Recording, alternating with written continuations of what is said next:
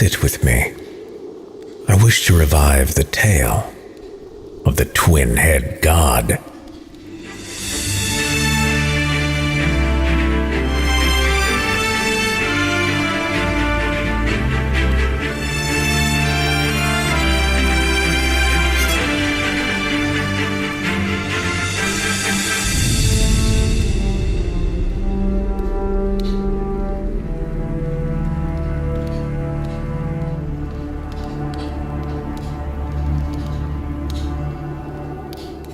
Long before the celestial boundary was enacted and the activity of gods was greatly restricted, a deity known as the twin-head god would roam across the mortal realm.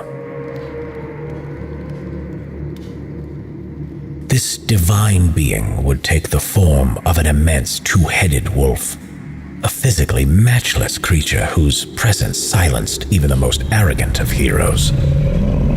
A solitary creature with few rivals or followers, the twin-head god wandered alone throughout the world for a time. In these early ages, the twin-head god was a passive observer of mortal kind, watching the peoples of this planet strive for survival and knowledge, power, and peace. Most often, he would simply watch these pursuits from within the folds of reality, hidden from all but the most spiritually aware. It is said he was ever a hunter, but in those days his prey was solace. The realm of the twin-head god was a wilderness of spirit and soul, where the humble thrived, but the proud could not endure. Here he would commune with the mortals who found the door to his wilderness, teaching them the hidden paths of wisdom that exist in their world, and also how to survive in his. Yet the peoples of the mortal realm would eventually lose their zeal for rigorous contemplative disciplines. Their kingdoms found purpose by pursuing war and wealth instead of wisdom or worship. Over time, the ancient pathways of knowledge were forgotten, along with the way to the wilderness of the twin-head god. Most of the few mortals who did access the wilderness brought with themselves anguish and fury, seeking his hidden wisdoms as if they were weapons to be forged. Their spirits were stricken with a lust for power, and soon the wilderness that had stripped so many bare in refinement was itself being stripped of purpose. The home of the twin-head god became a cauldron of chaos. Transformation came as well to the twin-head god himself, yet it came with great schism. A desire to wield greater influence in the mortal realm grew in both heads, though their aims could not have been more divergent. At this time, each took their own name, the left being called Lycus, or Steward to the Seeker. The right became known as Noct, the Knight of Wilderness. With each passing year, the two grew more distinct in personality and thought, and the twin-head god became divided within himself. Lycus was sympathetic to the needs of those who sought his wilderness out of sincere desire. Thus, he became a safe haven for sojourners of the soul. However, Noct was not equally yoked. His mind had deteriorated into that of a half-god of mayhem, his furious vengeance aging into an insatiable desire for destruction. He too found satisfaction by leading mortal kind, though as a deceiver who tricked individuals and snared entire nations to their doom. He moved their leaders like pawns towards war, driving otherwise healthy kingdoms into ruin.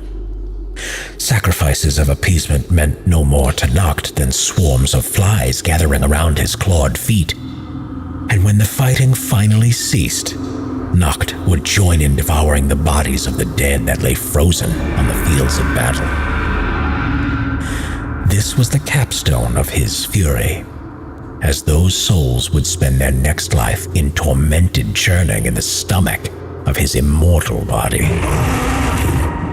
Though Lycus shared a body with Noct, he dreamed of a different fate for mortal kind.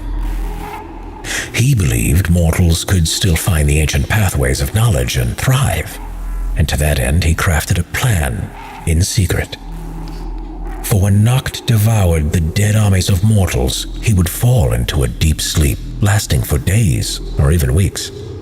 In this window of time, Lycus would scour the afflicted world, searching for those he had communed with in the wilderness. Throughout the globe he found them and requested they journey to a summit at his mountain called Shadir. He whispered to them the first step of his plan. When Noct next slumbered, he would call for them with a great howl. They were to keep their ears open, for it would echo from Shadir and ripple across the planet. Then quickly they must fly to the mountain Shadir, for Noct would not rest forever. Nearly all of those he encountered agreed to the task, and thus they waited for his howl. Lycus unleashed his great howl at Noct's next slumber.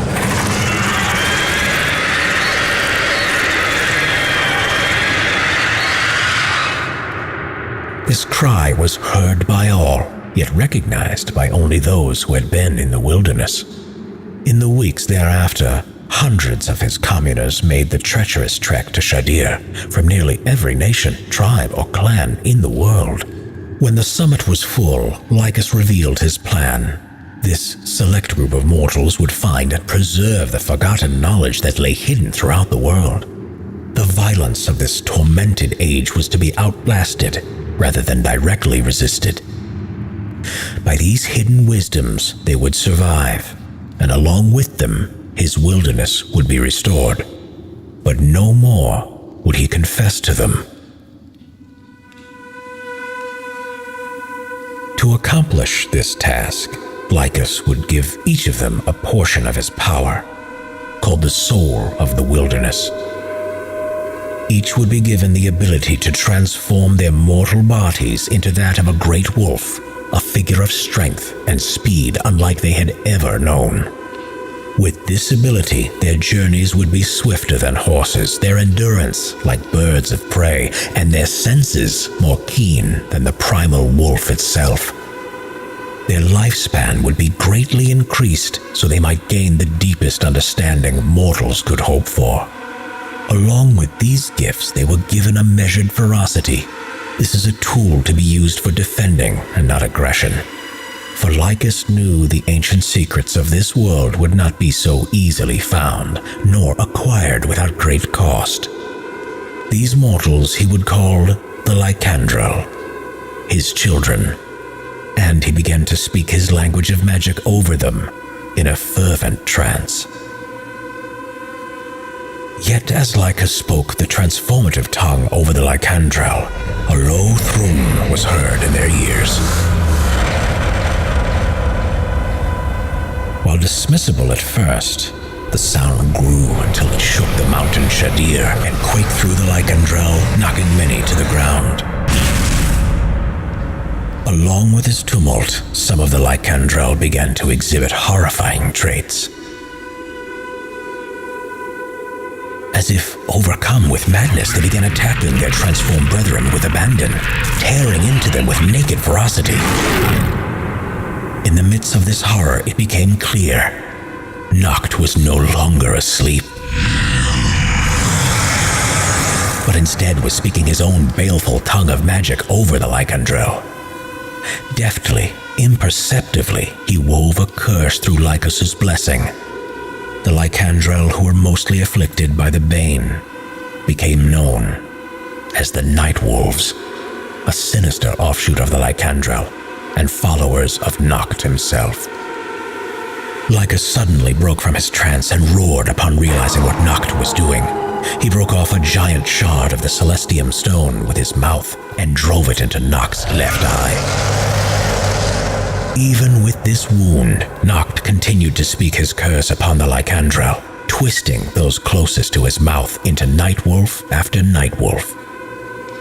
Lycus bit down on Noct's snout with divine force, crushing it until it nearly snapped. At this, the curse ceased to spread, but the battle between the twin-head god had just begun.